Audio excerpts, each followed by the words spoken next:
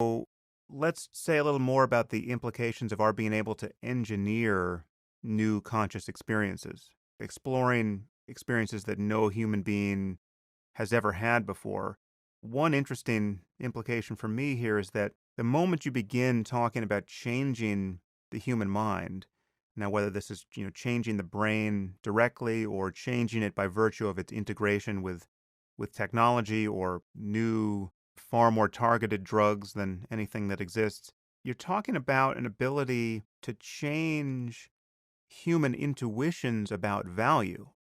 You could change our sense of good and evil. You could change our desire for certain experiences. If you don't like escargot, I could give you the right neural implant that would cause you to like it. And then you have to ask yourself, do you want to be the kind of person who likes escargot, right?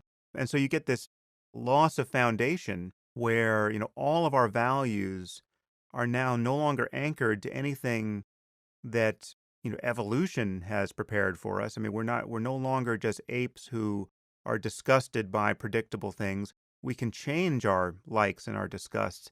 And then the question is, what should we do given that power?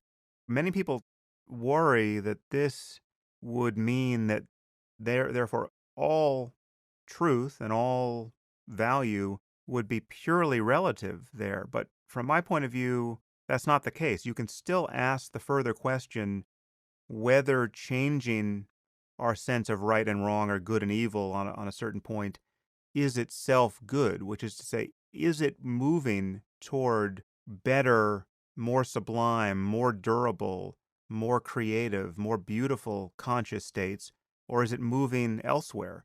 I think that the first and basic realization that is part of what you're saying is that there is an entire ocean of consciousness, of potential conscious mental states out there that we know nothing about, Hmm. which was a very common understanding in many, if not most, cultures in history, but which disappeared from modern Western culture. In modern Western culture, the assumption is that the mental experiences of the average person is basically all there is and all there ever will be, or it's the apex of reality, of the potential. And to the degree that even the most obvious extensions, animal consciousness has been denied. No, animals don't have consciousness, they don't have minds. You only have basically one tiny island of consciousness, which is the mental states of modern people.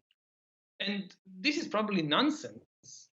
I mean, the universe, just as it would be ridiculous to say that the only possible configuration of matter is the human body, it is ridiculous to say that the only possible configuration of mind is the mind of middle class Americans in the early 21st century.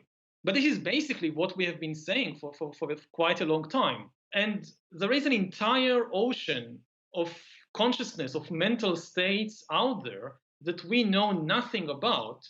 Some of them have existed before in other animals, but many of them never existing in any animal, but they are still part of the possible spectrum of mental states.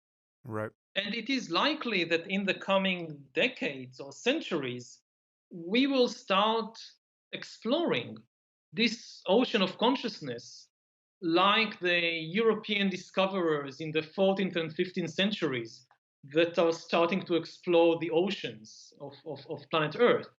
Just to clarify there, you're not claiming that these conscious states or that this mind exists already and that we will somehow unite with it. You're claiming that there is a larger set of possible conscious experience that Yes, we if can you think navigate in, given the requisite changes to our minds.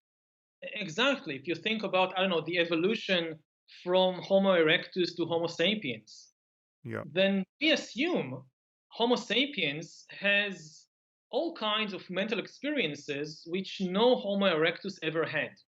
And maybe it's because we have a different brain structure, maybe it's because of the interaction between brain structure and culture. For whatever reason, still we assume that Once, in the age of Homo erectus, many of the mental experiences we have today didn't exist, but they were part of the potential spectrum of mind.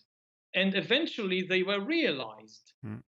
through the evolution of Homo sapiens.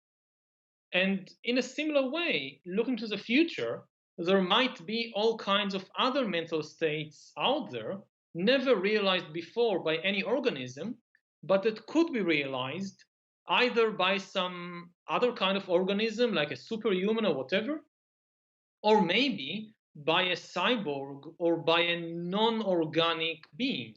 This is also a possibility. Now, of course, you have the question of value, whether one mental state is better than another mental state. And I think that the obvious answer is yes. We all the time make evaluations of comparing different mental states. I mean, what we do throughout our lives is to pursue some mental states and run away from others. Again, we think we are pursuing objectives in the outside world, like we want a lot of money, we want a good job, we want to find love. But all these things at bottom, they are particular mental states that we prefer to other mental states. Yeah.